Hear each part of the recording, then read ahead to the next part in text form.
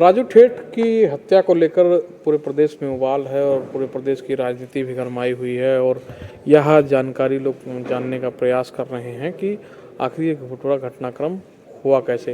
राजू ठेठ कोई आम बदमाश या आम अपराधी नहीं था, एक लग्जरी लाइफ जीने वाला, सुरक्षा घेरे के बीच रहने वाला व्यक्ति था और उसकी इतनी आसानी से हत्या किसी को हजम नहीं हो रही है।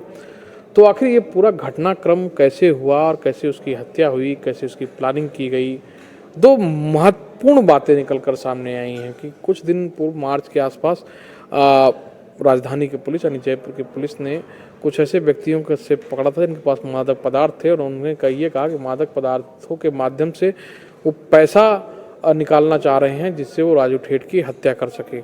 एक बात। दूसरी बड़ी बात जो निकल के आ रही है तो फाइनेंस की बात हुआ आ गई कि जहां वो बच्चे जिनने इनकाउंटर किया, मतलब फिलहाल तो अब अपराधी हो गए हैं, वो नए युवा लड़के हैं, उन्होंने इस योजना को मूर्त रूप देने के लिए पूरे 1 महीने तक उसके घर के पास, उसके आसपास की जो कोचिंग है वहाँ पर उन्होंने एडमिशन लेके बाकायदा छात्र के रूप में पढ़ाई की और उसके बाद कल जब ये घटनाक्रम उनको अंजाम देना हुआ, जब उन्होंने लगा कि नहीं अब ये पुख्ता है और अब किसी तरह की शक शुबा की ज़रूरत नहीं रह जाएगी, तो उन्होंने कोचिंग छात्र के रूप में अपना रोल मॉडल बनाने के रूप में, अपना रोल मॉडल प्रदर्शित करने के रूप में उन्होंने सेल्फी ली और सेल्फी से बाद जो कुछ हुआ वो 17-18 सेकंड में वो सबके सामने नुमाया है और वीडियो आप देख चुके हैं। हमारे साथ है ललित तिवारी जी, राजस्थान पत्रिका के बड़े अपराध संवाददाता हैं। वो इस पूरे घटनाक्रम को देख रहे हैं, वो आखिर इस पूरे माजरे की पूरी योजना कैसे बनी, राजू को मौत के घाट कैसे उतारा जाए, उस पूरे घटनाक्रम को इनके साथ इंटेलिजेंस के अधिकारियों ने साझा किया है, डीजीपी ने साझा किया, वो तमाम पुलिस अधिकारियों के माध्यम से बहुत सारी सूचनाएं हैं। तो वो बताएंगे कैसे आखिर घटनाक्रम हुआ कैसे और कैसे योजना ये बनी। तिवारी जी, सबसे पहले जो आपने बात कही कि जो उसकी पहले चर्चा करेंगे। करणी बिहार थाना पुलिस ने आज से कुछ महीने पहले एक व्यक्ति संपत नेहरा को गिरफ्तार किया था।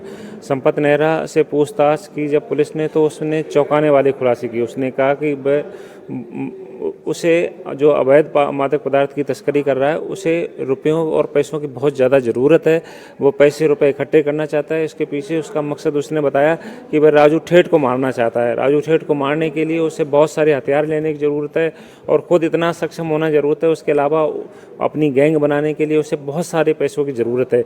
इसके लिए वह जो अवैध मादक पदार्थ की तस्करी कर रहा है, क्योंकि जो तस्करी के जो चाहे गांजा की बात कर लें चाहे अफीम की बात कर लें, इसमें पैसा बहुत ज़्यादा है। तो पुलिस ने इस मामले में संपत नेहरा को गिरफ्तार किया था। जो उसने इस मामले में पुलिस को जानकारी दी तो उसके बाद पुलिस ने एहतियात बरतना शुरू कर दिया था। वहीं बात करें कुख्यात गैंगस्टर राजू ठेठ की, तो राजू ठेठ को 5 बदमाशों ने गोली मारी, जिसमें 4 जो बदमाश हैं वो पकड़े जा चुके हैं, जबकि एक बाल अपचारी को निरुद्ध किया गया है। इसमें 2 जो बदमाश हैं अगर वो राजस्थान की बात करें तो मनीष और जो विक्रम हैं वो राजस्थान सीकर के रहने वाले हैं, जबकि सतीश और जो जतिन हैं वो हरियाणा के हैं। इसमें जो एक बाल अपचारी है वो भी हरियाणा का ही रहने वाला है। हैरानी की बात यह है कि राजू ठेठ की जो सुरक्षा का घेरा है वो बहुत ज़्यादा बड़ा है और उसके साथ हमेशा जो बाउंसर साथ में रहते थे। इसके अलावा उसके जो चारों तरफ जो सुरक्षा थी वो बहुत मजबूत थी, तो इसलिए राजू ठेठ को किसी तरह का डर नहीं था।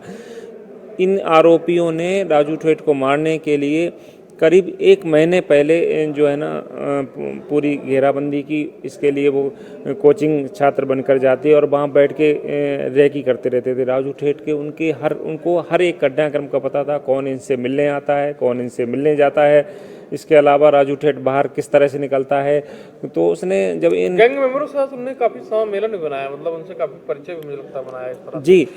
उसने ये देखा कि जब भी कई लोग जब आते हैं, बदमाशों ने बताया कि जब भी कई लोग आते थे तो वो उनके राजू ठेठ के साथ सेल्फी लेते थे और ताकि वो कह सकें कि बोले उन्होंने राजू ठेठ के साथ सेल्फी ली है। तो उनको ये आइडिया बहुत अच्छा लगा कि सेल्फी लेने से राजू ठेठ के पास पहुंचा जा सकता है। और यही वजह रही कि उन्होंने 1 महीने की रेकी करने के बाद जब पूरा इस प्लान को साकार किया तो उनको इस मामले में कोई परेशानी नहीं हुई।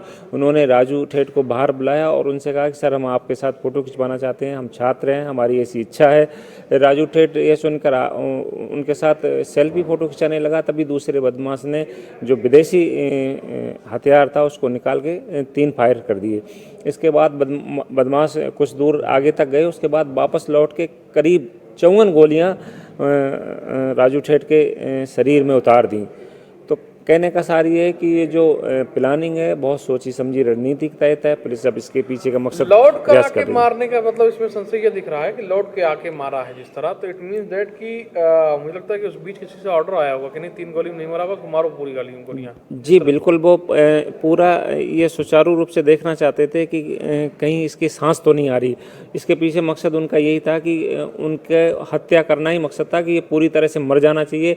अगर घायल भी रहा तो उनका ये जो मकसद है वो पूरा नहीं होगा। हालांकि पुलिस इस पूरे मकसद के पीछे किसका हाथ है, कौन इसमें लोग हैं, इसकी जांच कर रही है। तो सेल्फी का कारण ये था कि राजू ठेठ दातारामगढ़ एक विधानसभा है, वहाँ से चुनाव लड़ने की तैयारी कर रहा था। तो यही वजह है कि लोगों से मिलना जुलना, लोगों से, युवाओं से जुड़ाव रखना, ये सब बहुत मामूली तरीके से, बहुत सामान्य तरीके से चलता रहा। और इसी सामान्य तरीके से यह असामान्य घटनाक्रम हुआ है।